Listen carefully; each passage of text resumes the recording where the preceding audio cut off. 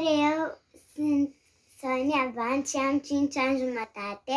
Azi o să vă prezint cum o să fac acest experiment. Deci, avem apă amestecată cu lingurița cu culoare albastru,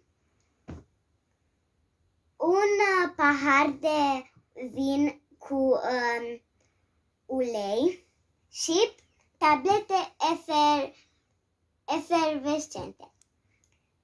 Acum o să punem ăsta în ulei.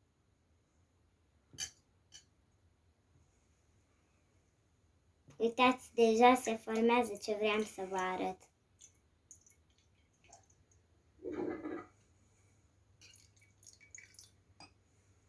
Mai e un pic de culoare.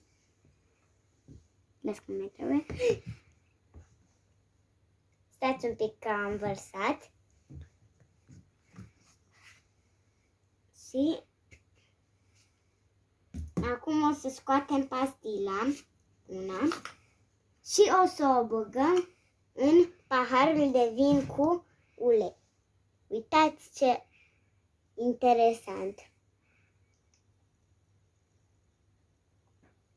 Se formează bile.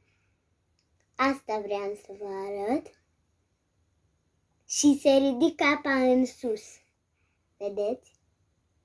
Uitați cum se formează bilele. După aia se pun jos. Toate. Uitați ce bilă mare e aia.